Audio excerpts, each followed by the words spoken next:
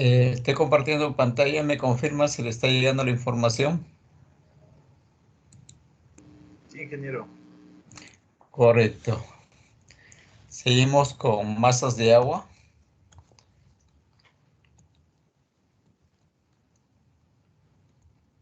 Entonces, ahora sí vamos a entrar, porque ya hicimos todo el preámbulo para entrar al tema de masas de agua. Ahora sí vamos a entrar al tema, ¿qué son masas de agua? O cómo definimos las masas de agua. Por favor, ahora sí quiero que me atropellen ustedes con vuestras intervenciones. ¿Cómo definimos a las masas de agua?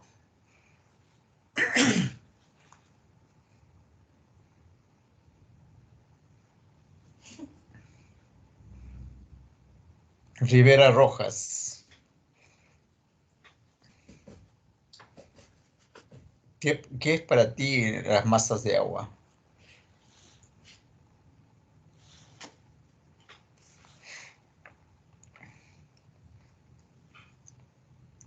Por si acaso, Son tanto, ya, sí, ingeniero.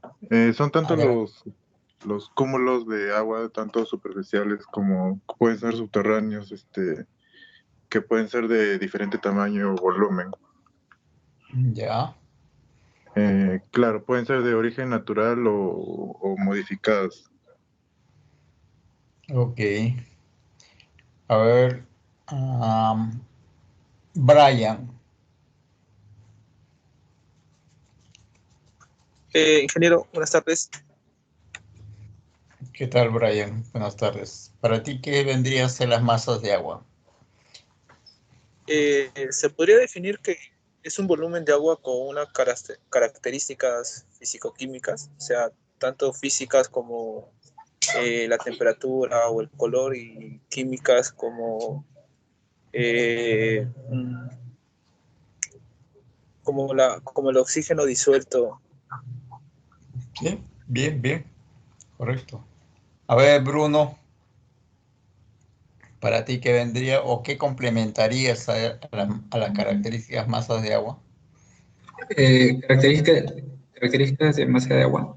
Para mí las masas de agua, bueno, como dijo mi compañero, también es todo el agua que hay en la superficie, ¿no? O sea, ya sea en estado de hielo o líquido, como lo conocemos, y sea agua dulce o salada, ¿no? Ya, Cruz Milian, Manuel Rubén, Sí, ingeniero, buenas tardes. Presente. ¿Me ¿qué escucha? para... Sí, sí, te escucho. ¿Qué son para ti las masas de agua? Eh, Se podría decir que es lo que más predomina en el planeta Tierra, masas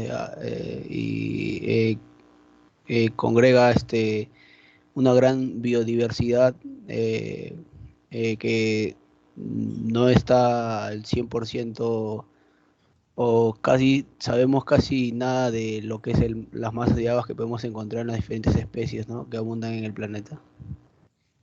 Ok. Kevin Mesa, Kevin Mesa.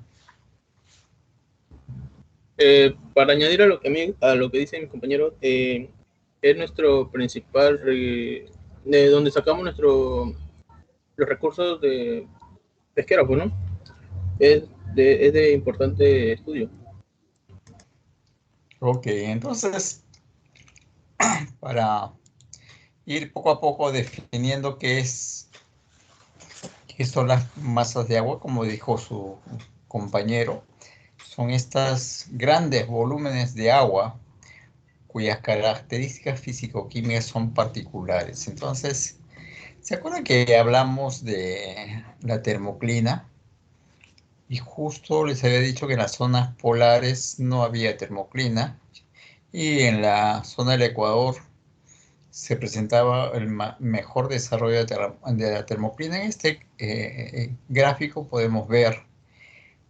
Y entonces ya, de acuerdo a este gráfico, ya podemos caracterizar tres tipos de agua: superficiales o ligeras,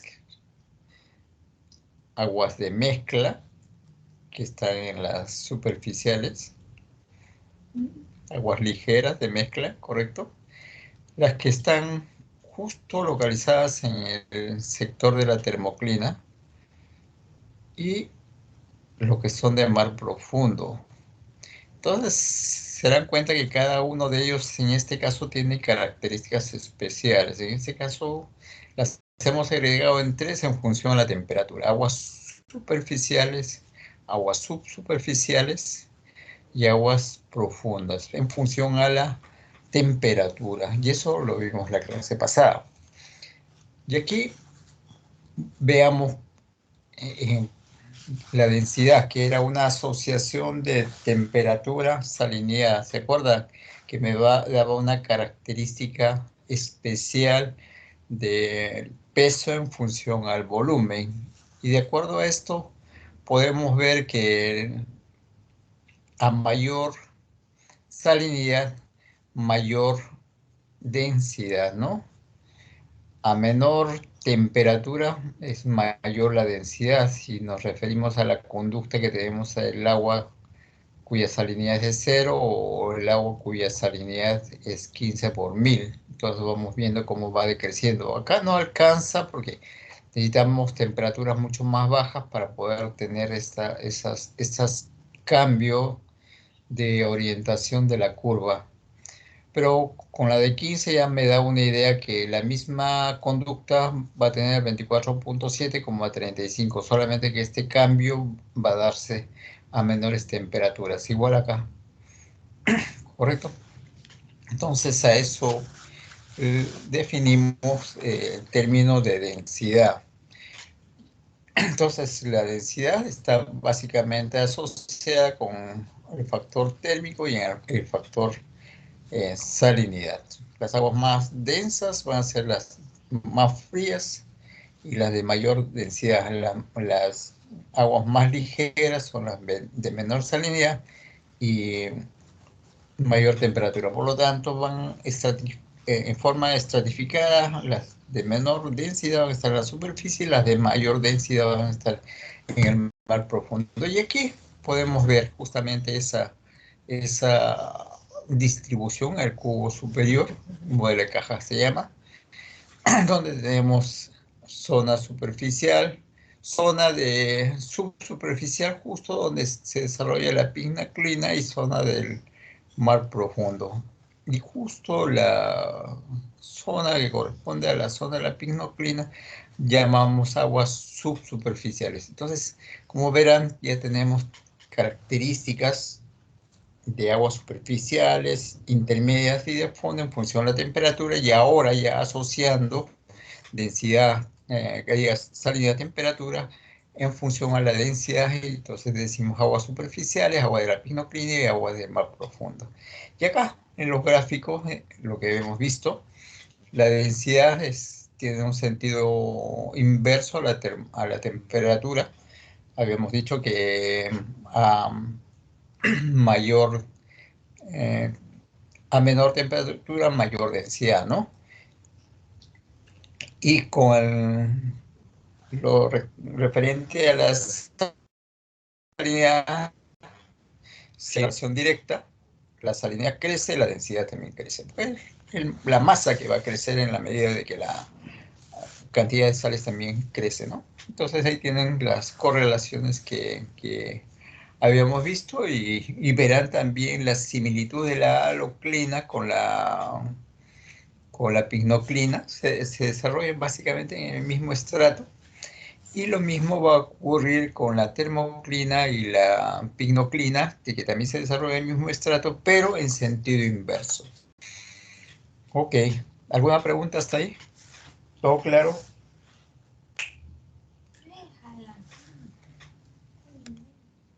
Aquí, justamente lo que hablábamos, esa estratificación de aguas superficiales, aguas intermedias y aguas del mar profundo, ¿no?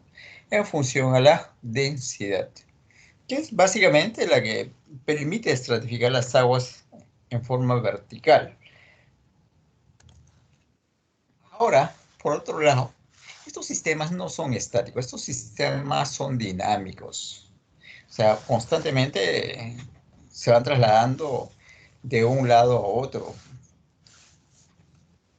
Y justamente las aguas frías, por su alta densidad, van a profundizarse y van a discurrir por el fondo del océano, de tal forma que llevan oxígeno a la parte más profunda y todos los organismos que necesitan de ese elemento pues pueden satisfacer esa necesidad.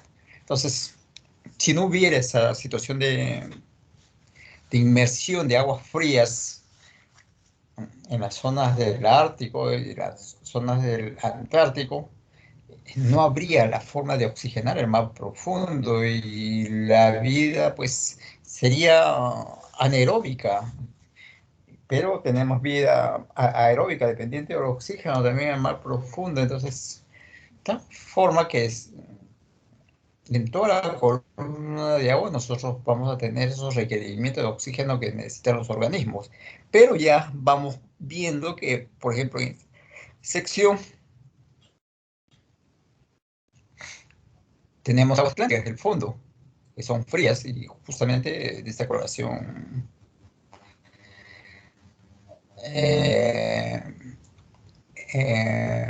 azul, tenemos Atlántica profunda de esta coloración celeste, las superficiales, las aguas subantárticas superficiales, que también del tipo cálido. Entonces, como ven, hay un desplazamiento también de una sección a otra, ¿no? Hay desplazamientos que son estas masas de agua llamadas termohalinas que demoran cientos de años para irse de un lado a otro. Recorre todo el mundo. Entonces, hay esta conexión entre estos tipos de grandes masas de agua, ¿no? Y ahí la vemos, estas circulaciones que se presentan. Tenemos en las marcadas de rojo, que son las cálidas, y las de color celeste son las profundas, justamente por su mayor densidad, discurren en las zonas del fondo. Pero llega un momento que también ascienden, como verán acá, en la costa peruano-chilena, ascienden esas aguas profundas para luego mezclarse con las aguas cálidas. Y estas aguas cálidas, llegar a las zonas polares, se enfrían y nuevamente vuelven a hundirse, completándose todo el ciclo, de tal forma que, le decía, hay esta situación de vínculo entre uno y otro evento, ¿no? Ok, ¿alguna pregunta hasta acá? ¿Todo claro?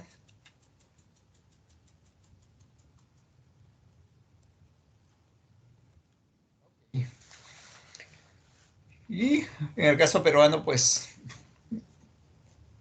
responde a esta misma conducta global. También en el caso peruano, pues tenemos en esa imagen masas con diferentes grupos, grandes extensiones de agua. Esas son aguas superficiales, grandes extensiones que, como ustedes podrán ver por la coloración, por la salinidad, van localizando en determinadas zonas geográficas, ¿no? Entonces, estas de color verde, podría yo decir o atribuirle que son la corriente costera fría, esas de color celeste y algunas cuñas de color azul, aguas oceánicas, cuyas salinidades son superiores a 35, como ven, son completamente oceánicas, y con aguas inferiores en salinidad a 35, estamos hablando de las aguas ecuatoriales que ven en la zona norte, ¿no? Que vienen de la zona del Ecuador y va ingresando a la zona peruana, y las subecuatoriales, ¿no? Entonces, como ven, pues ya van tomando diferentes denominaciones y el área de influencia que cada una de estas tiene. En forma global, tenemos estas masas de agua, aguas antárticas, cuyas salinidades están en un rango de 33,8 a 34,76, ¿no? y temperatura de 2 a 6,1, bastante frías. Subantárticas, ya la salinidad es inferior, la temperatura es un poco más alta, 33,7 a 34,8, temperaturas de 5 a 10, aguas del Atlántico Sur o Atlántica Sur, llevamos su salinidad es mayor, 34,57 a 35,7, temperatura es más alta, estamos hablando de un rango de 7,5 a 18. Aguas del Atlántico Norte, ya la salinidad es superar los 35, ya son aguas cálidas, entonces 35,03 a 36,2, 7,5 a 18. Agua del Mediterráneo, que son aguas confinadas, o agua mediterránea, 35 a 36,5, 4 a 12. Agua Índica, por ahí en 34,5 a 35,7, sus temperaturas son también cálidas. Aguas del Pacífico Sur, que es la que corresponde a lo nuestro, estamos hablando de 34,47 a 35,64. Rango de temperaturas 6,2, 17, y aguas del Pacífico Norte, con similar comportamiento que la del Pacífico Sur, quizás con una temperatura mínima un poco más alta, pero en cuanto a su comportamiento es muy similar, ¿no? Ok. Y en el Océano Pacífico, o sea, en nuestra región, ya tenemos las aguas de la región ecuatorial en el norte, región subtropical al suroeste, región subantártica al sur y región antártica ya pegada a la zona del Antártico, ¿no? Como verán, a nivel global, a nivel regional, tenemos diferentes características de masas de agua. Y en el mar peruano, aquí ya tenemos nosotros en condiciones normales, que sí, donde no hay cambios respecto al promedio de la temperatura, tenemos esas masas de agua en la zona norte, la que está achurado de color rojo, aguas tropicales superficiales. Justo en la zona de Tumbes y hacia el Ecuador. Bajando de Tumbes ya ocupando la zona de Talara, Paita hasta Punta Falsa, tenemos las aguas ecuatoriales superficiales, que lo ven de color magenta.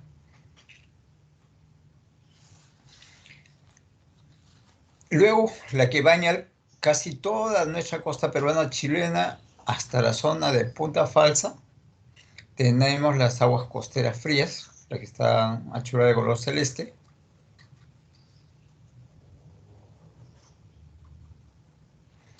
Y la que está de color amarillo son las aguas subtropicales superficiales.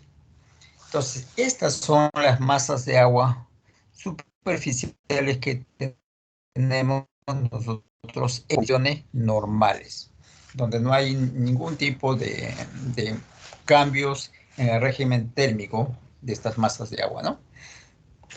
En condiciones de niño,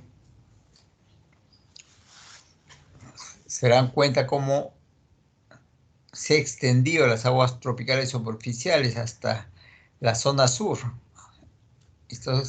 Hablamos de una condición de niños fuertes, se ha ido hasta la zona de Chimbote. Algunas veces estas aguas tropicales alcanzaban incluso Lima, ¿no? Dependiendo de la magnitud del evento.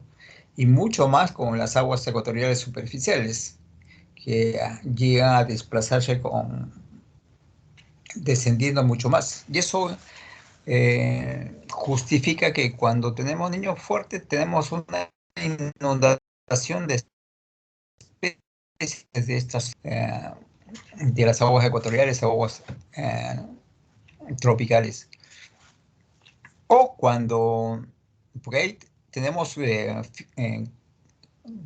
perfiles de niño fuerte, cuando estos no se repliegan hacia el sur, sino se inundan de aguas subtropicales y superficiales, o sea, todo el halo amarillo comienza a acercarse a la costa y tenemos todo un sistema cálido acá.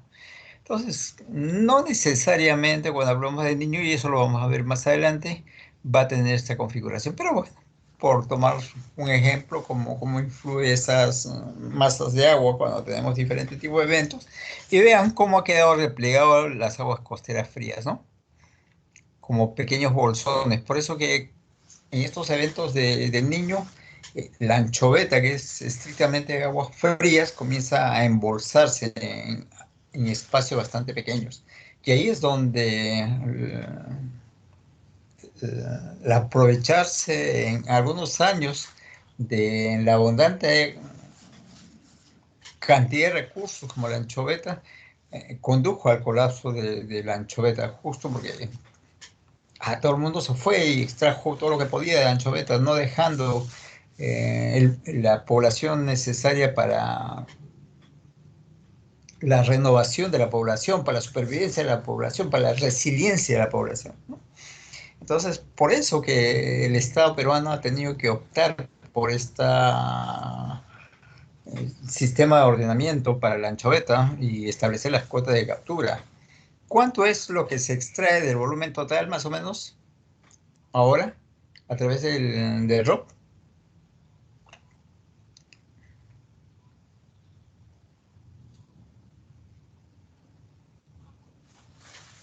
¿Alguno tiene una idea?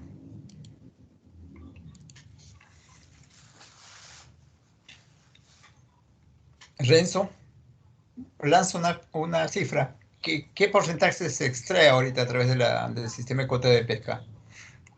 No, no tendría una idea muy fija. Ya. Alejandro, ¿tú? Pues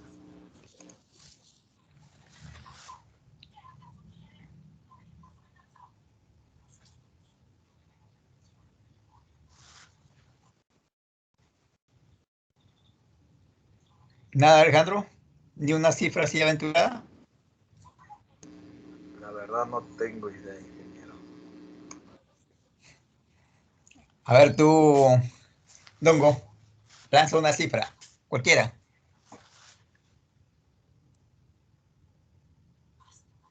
Oh, ingeniero, no sé, el 80%.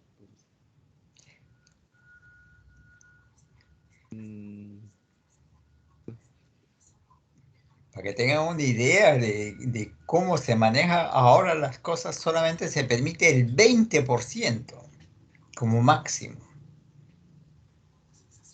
Y reservamos el 80% para todos aquellos recursos que viven de la anchoveta y para tener íntegra la población y poder resistir estos embates de la naturaleza como son el Niño. Porque si nosotros extraemos más allá del 20%, sí ponemos en riesgo a la población. Ok, entonces queda clara la cifra, ¿no? Que solamente, no, de acuerdo al ROC de la anchoveta, se permite la extracción de un máximo del 20%. Ahora, también habrán escuchado que se levanta la veda y se permite que todo el mundo extraiga de acuerdo a las cuotas que se ha asignado, pero luego hay días que se suspenden porque por 4 o 5 días, una semana, se suspende la pesca para el restablecimiento de la población anchoveta. ¿A qué se debe? ¿Quién tiene una idea? ¿Por qué se habla de restablecimiento? Porque he visto muchos comentarios, ¿no?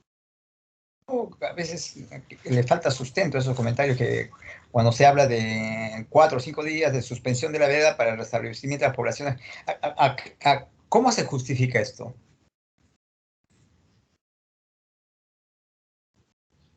porque si hubiera un exceso de pesca en lo que se refiere a los barcos grandes, ¿podría perjudicar también a lo que es pesca artesanal también, ingeniero? No va por ahí, más bien va por la cantidad de juveniles que hay, por eso se suspende la captura, pero por 4 o 5 días, una semana. O sea, cuando la cantidad de juveniles extraídos eh, supera lo establecido, entonces se suspende la pesca en esa zona y se permite que se restablezca. Pero ¿cuál sería la justificación? ¿Cómo se da ese restablecimiento?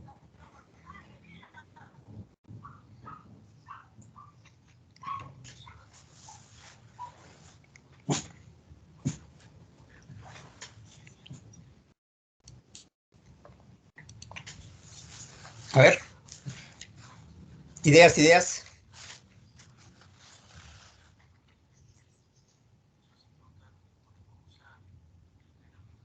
Giovanni, ¿qué piensas tú?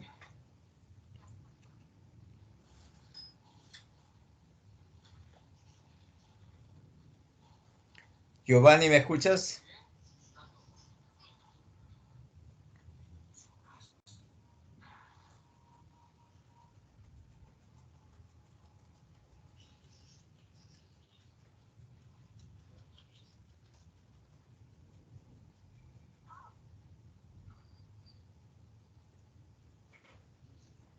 Pero puede. ¿Podría ser que la captura no sea mayor a la reproducción?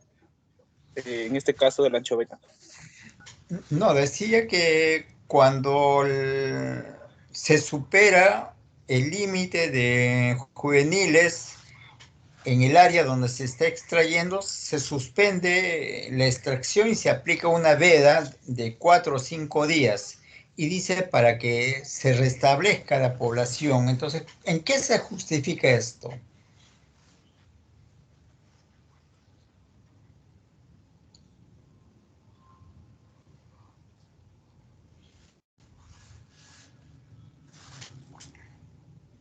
Para evitar la escasez, ingeniero. Para que los juveniles se reproduzcan.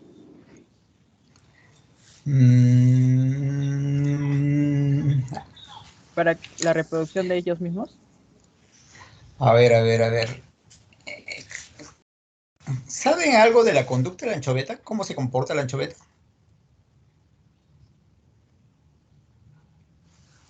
¿Es de aguas frías? Aparte de aguas frías,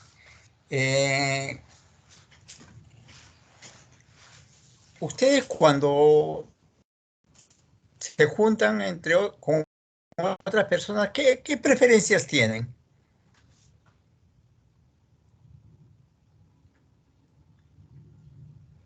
Adelante. Naranjo. Te escucho, Naranjo. Ingeniero, mi compañera ha escrito en el chat.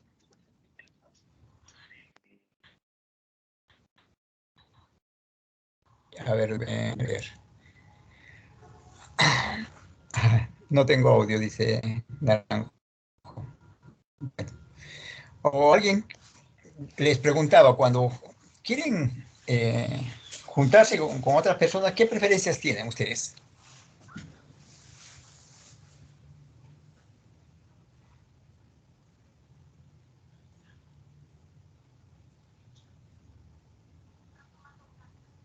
Socializar. ¿Mm? Para sociabilizar, ¿qué preferencias tienen, por ejemplo? ¿Con Que quiénes sea se de mi juntan? agrado. Aparte que sea de tu agrado, ¿qué edad buscas? Persona Ser adulta, pues. de la Más o misma edad. menos que sean contemporáneos a ti, ¿cierto? Los niños se trata de juntar con niños, los jóvenes con jóvenes y los mayores con mayores. O sea, hay esa situación de las preferencias para conformar la población. Entonces, por edades, por tamaños. Eso mismo ocurre con la anchoveta. La anchoveta, los juveniles se juntan con los juveniles y forman grandes cardúmenes. Los adultos se juntan con adultos para formar grandes cardúmenes. Normalmente nunca están mezclados. Y cuando se mezclan es cuando salimos del estadio por una sola puerta y salen pues todos, ¿correcto? Grandes, pequeños, mujeres, varones, todos salen, pero cuando ya comienzan a estar fuera del estadio, ya comienzan a restablecer sus grupos. Y eso es lo que ocurre con la anchoveta. Cuando ocurre un fenómeno no normal, hace que se mezclen los adultos con los juveniles, y entonces se da este tiempo para que estas poblaciones se separen y comiencen estas conductas gregarias que tienen, ¿no? De adultos con adultos, de juveniles con juveniles. De esa forma se va restableciendo la población. Entonces, si ya en la siguiente extracción se ha reducido ese porcentaje de juveniles, entonces ya autorizo que esa zona se permita la captura. Entonces, a eso llamamos restablecimiento de la población, ¿no? Pero sí, se da en la naturaleza que a veces se mezclan adultos con juveniles, y eso es lo que no se quiere. Y eso se da normalmente cuando las condiciones del mar no son las más adecuadas. Cuando las condiciones del mar están ideales para el recurso, cada uno va por su lado y en la forma, pues, como les gusta juntarse, ¿no? Ok. Seguimos. Ya estas masas de agua que tenemos, que hemos visto, las superficiales ya las hemos categorizado, ya las tienen, incluso las tienen en su régimen de salinidad. También tenemos masas de agua llamadas subsuperficiales. Entonces tenemos las aguas ecuatoriales subsuperficiales, y ahí vean cuál es el rango de temperatura y el rango de salinidad. Las aguas ecuatoriales profundas, las aguas templadas subantárticas y las aguas antárticas intermedias son las que van a discurrir por la zona la zona intermedia y la zona profunda. Y acá pueden ver ustedes en las tres imágenes cómo se van disponiendo las aguas superficiales. Esto es en la zona norte, y las aguas subsuperficiales en la zona centro, las aguas superficiales, y cómo las aguas costeras frías, que son aguas subsuperficiales, comienzan a ascender. A eso lo llamamos afloramientos. Aguas ecuatoriales profundas. Y acá creo que la forma de la presentación, no, está cortada. Bueno, la imagen. Y en la zona sur, pero voy a tratar de alcanzarles la imagen completa, corregir esta diapositiva porque me ha cortado en ambos lados la imagen. Pero para que tengan una idea de la distribución vertical de las masas de agua, ¿no? Tienen las aguas superficiales en el estrato superior y las aguas superficiales, y dependiendo del evento, a veces aguas subsuperficiales ascienden a lo que llamamos nosotros afloramiento. Ok. ¿Alguna pregunta sobre masas de agua? ¿Todo claro? Ingeniero, disculpe, ¿eso también se ve afectado Sí, dime. con el cambio de las estaciones? Imagino. Claro, definitivamente. Esa localización va a ir también afectada por el cambio estacional. Saben que en la estación invernal se intensifica este ascenso de aguas costeras frías, pero en el verano esto cesa, y las aguas subtropicales superficiales son las que van a gobernar el sistema, por eso es que el sistema es cálido. en el verano. Pero inmediatamente comienza el invierno, comienza el ascenso de aguas costeras frías. Entonces cambia toda la configuración. Lo vamos a ver cuando veamos este evento de cálidos, fríos y normales. Voy a tratar de jalar imágenes de distribución de temperatura y salinidad en diferentes años y en diferentes periodos para que tengan una idea de cómo es la configuración costera en función de masas de agua superficial, que es lo que vemos a través de las imágenes por satélite. Las subsuperficiales no las vemos, pero hay boyas que sí están sembradas y que en el Pacífico Central sí me permiten ver todo el perfil vertical y distribución de masas de agua. Lamentablemente en la costa peruana no tenemos las boyas sembradas como para poder saber cuál es la conducta de las masas de agua subsuperficiales, sino nos tenemos que remitir solamente a las exploraciones o los cruceros que sale el IMARPE con una u otra embarcación y sacar información, ¿no? Para poder saber también cómo va a ir la conducta de los recursos en función a esta distribución de masas de agua, porque las masas de agua sí están muy asociadas a los recursos. Como hemos dicho y hemos adelantado, la anchoveta se restringe a aguas muy frías, ¿no? Inmediatamente el agua comienza a calentarse, la anchoveta se va a profundizar buscando condiciones óptimas de supervivencia o sobrevivencia, ¿no? Y eso es lo que ocurre, por eso desaparece cada vez que hay un evento cálido. Ya, y ocurre con otros recursos, por ejemplo, son de aguas cálidas, y las aguas cálidas comienzan a acercarse a la costa, comenzamos a tener perico en grandes cantidades pegadas a la costa, igual con la pota, cuando las aguas oceánicas se vienen y se asoman a la costa. Y así, a veces hemos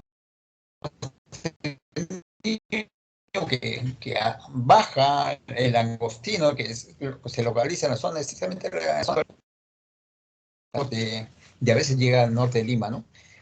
Y todo va a depender de cómo está ese evento cálido y cuánto tiempo se ha instalado ese evento cálido en nuestro espacio, porque si es corto no le da tiempo tampoco a las especies a desplazarse, porque las especies van a buscar este movimiento de estos grandes volúmenes de agua, de condiciones en las cuales ellos tienen su preferencia para poderse desplazar sin hacer el mayor esfuerzo físico, ¿no? Ok. Entonces entramos ahora sí al tema de corrientes. Y así como les he preguntado qué son las masas de agua, ahora sí les pregunto qué son las corrientes. ¿O qué vendría a ser las corrientes? A ver, por favor, quisiera que le pierdan miedo a intervenir.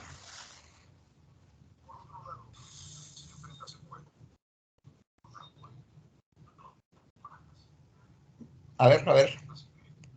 Luis Ángel, ¿qué vendrían a ser las corrientes?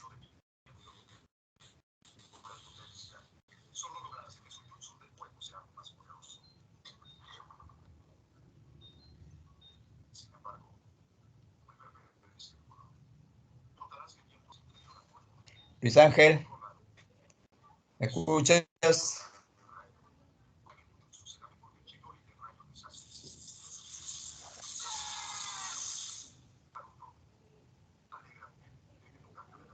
Castillo.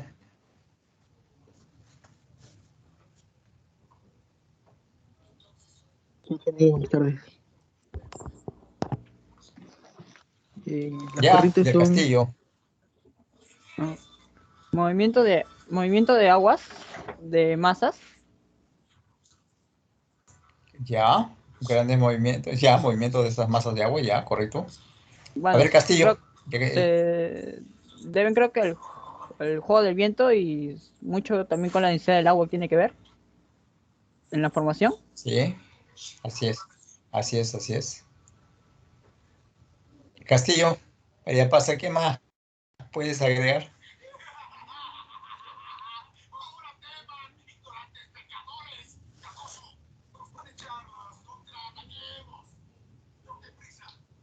Castillo, ¿estás en audio? Ingeniero. Ya, ¿qué más puedes agregar? Que las corrientes también dependen de la densidad del agua. Ya, claro que sí. Bien, las corrientes eran masas de agua que se desplazan a zona superficial, intermedio o del mar profundo como grandes ríos. No a la velocidad que tiene un río definitivamente, sino a velocidades más lentas, ¿no? Pero son desplazamientos de estas grandes volúmenes de agua de un lugar a otro. Normalmente tienen trayectorias definidas, sobre todo las superficiales de mar profundo. Estas no cambian su trayectoria, todos los años lo vamos a ver dando vueltas en el mismo lugar. En el caso de las aguas superficiales va a depender también de los eventos que afecten la conducta de las masas de agua superficial. Pero también en algunos casos tiene a nivel macro sus trayectorias bastante definidas. Y eso es lo que vemos acá, en este gráfico. Acá tienen la corriente de Humboldt.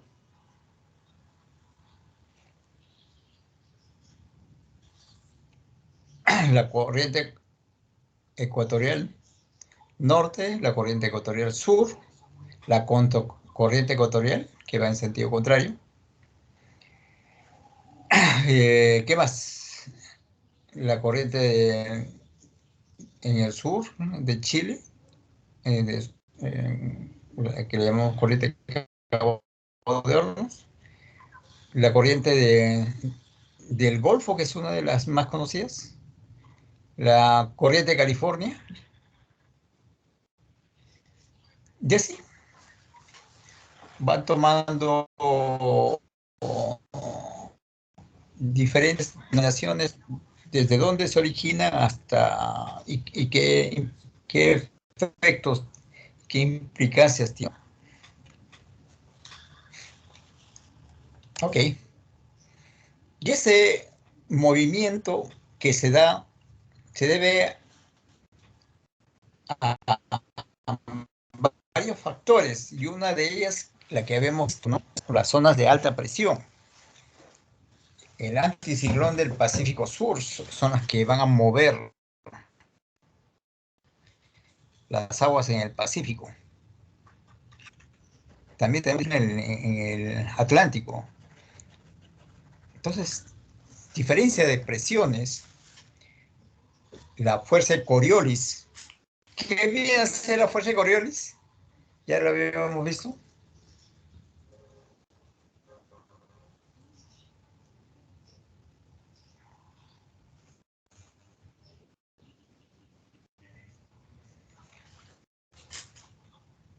Del Castillo, la fuerza de Coriolis, ¿qué era? ¿O efectos? Jimmy.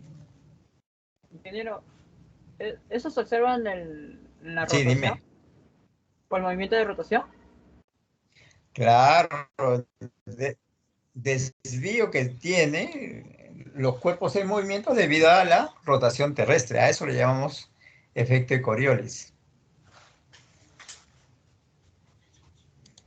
No se olviden, estas cosas son fundamentales y cuando lleven el curso de acústica, el profesor Mariano Gutiérrez ya le va a insistir en estas cosas como que ya él no necesita hacerles recordar, ¿no?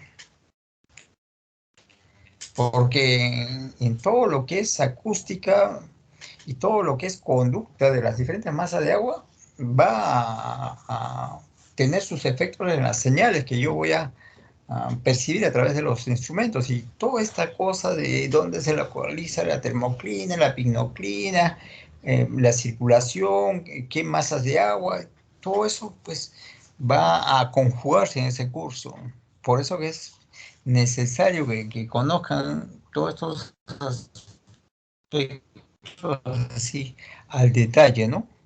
Ok, y aquí, como habíamos visto, tenemos el anticiclón del Pacífico Sur y verán que por efecto del anticiclón tenemos este tipo de rotación de las aguas en el Pacífico, justo las que van a configurar el gran ecosistema de Humboldt, la famosa corriente de Humboldt. Y aquí la corriente costera peruana, ¿no?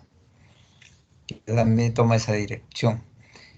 Y en la zona de California, es una zona de alta presión, también tiene esa misma configuración.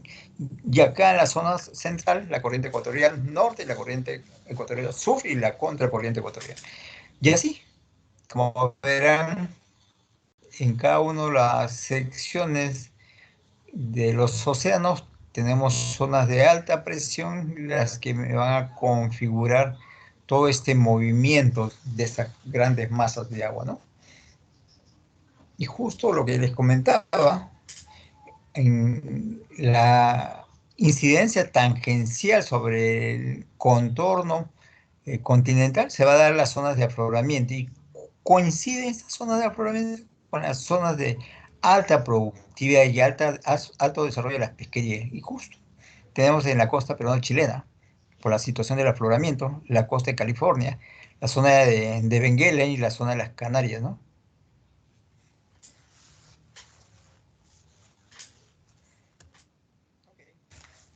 Entonces ahí tienen, las corrientes marinas son masas de agua con desplazamiento propio dentro de los océanos a diferentes profundidades, ¿no? Y van tomando diferentes direcciones. Lo que les decía puede considerarse como grandes ríos dentro del océano. Estos movimientos se atribuyen a diferencias de temperatura, de salinidad, la rotación terrestre, la acción de los vientos, etc. Porque hay corrientes de marea, por eso se pone el etcétera, corrientes de ascensión cuando tenemos marea alta, surgencia, cuando las aguas asumen condiciones de alta densidad, comienza a profundizarse, entonces tenemos corriente de profundización, corriente de ascensión, de surgencia, cuando tenemos este tipo de combinación de los vientos alisios sobre la superficie y el efecto Coriolis, ¿no? Y así. Hay un montón de mecanismos que fuerzan a moverse las aguas. Como le digo, a nivel estático, no es estático. La corriente, según su origen, pueden ser corrientes de arrastre. Estas son motivadas estrictamente por el viento, ¿no? Cuanto mayor es la incidencia del viento sobre la superficie, mayor va a ser el desplazamiento de los volúmenes de agua, tanto superficial, que a veces va a alcanzar la zona subsuperficial y la zona de mar profundo. El tema es que va cambiando la orientación. A eso le llamamos efecto Ekman. O sea, no necesariamente la orientación de la corriente provocada por el viento en el mar profundo va a ser la misma orientación que tiene el viento que la originó. A veces toma direcciones contrarias. Entonces, pues, y eso ocurre, digamos, cuando se tiene ese tipo de incidencia de una fuerza tangencial a la superficie y la conducta no es pareja en la distribución vertical de la columna de agua. Ok. Corriente de densidad, y eso está claro. Las aguas que son más densas van a ir hacia la zona profunda y las menos densas se van a desplazar por la zona superficial, ¿no? Creo que aquí no hay mucho por explicar, es fácil de entenderlo, ¿no?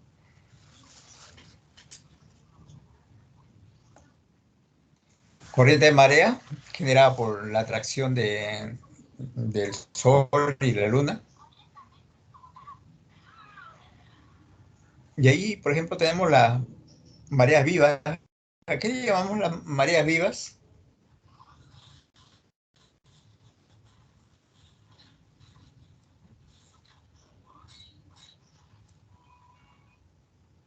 Ya llevaron navegación. Me imagino que han visto tabla de mareas y han definido qué son las mareas, y aquí llamamos mareas vivas. Ingeniero. Dime. Es cuando se produce la luna llena y la luna nueva. Ya, que coincidentemente una marea viva da cuando ambos cuerpos celestes coinciden, el Sol y la Luna, ¡blum! Todo se eleva en la forma máxima. Y si se da en esta zona del mar una ascensión debido a la marea, en el otro extremo se va a dar un descenso, porque todo va compensado. Si aquí crece, en el otro lado va a decrecer. Entonces, siempre hay este tipo de fenómenos en la naturaleza. Ok.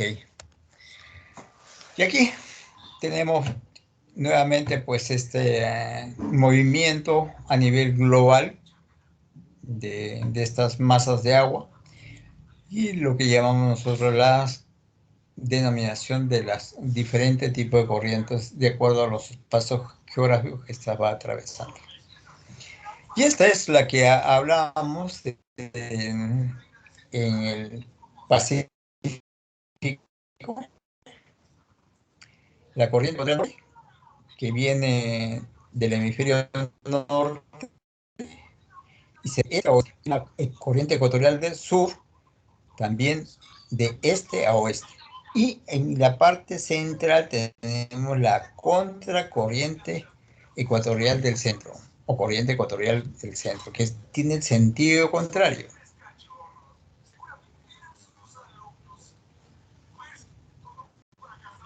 Y todo este sistema tiene que ver con la distribución de la merluza en el norte del Perú, ¿no? La famosa corriente de Cromwell. Ok, seguimos. Aquí ya un poco más definido la corriente de Humboldt.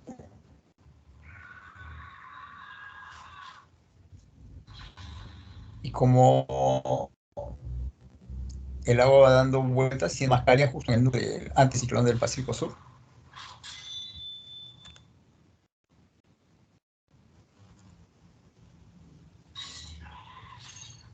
Esta es ya el sistema de corrientes que tenemos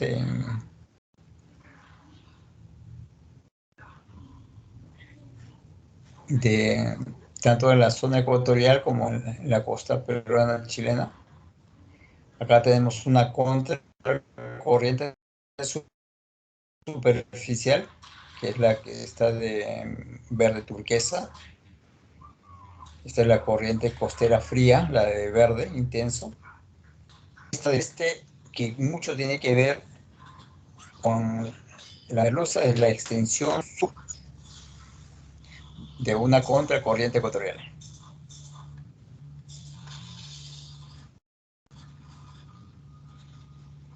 Y esta de color azul intenso, la corriente oceánica peruana.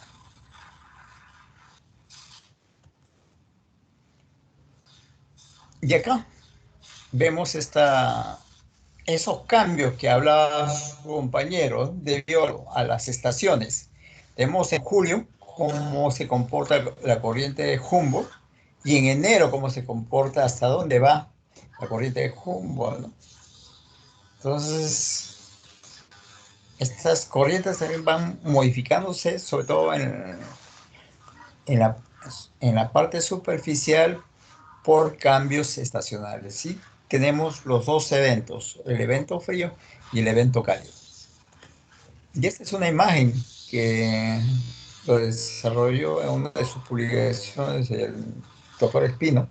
Y ahí pueden ver la configuración de este régimen de corrientes y masas de agua a profundidad de entre 0 a 100 metros, ¿no? Estamos hablando de verano, otoño, invierno y primavera. Como verán,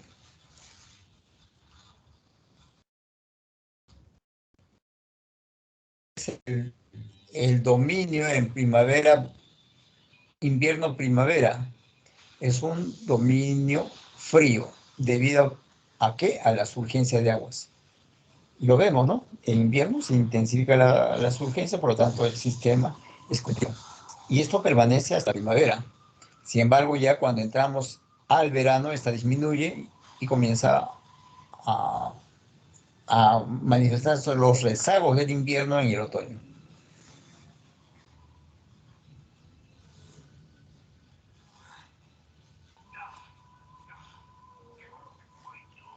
Ok, ¿alguna pregunta?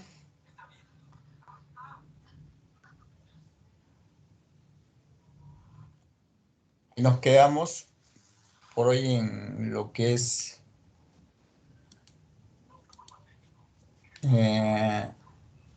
teoría. Vamos a hacer un break de 15 minutos para... ¿Ok?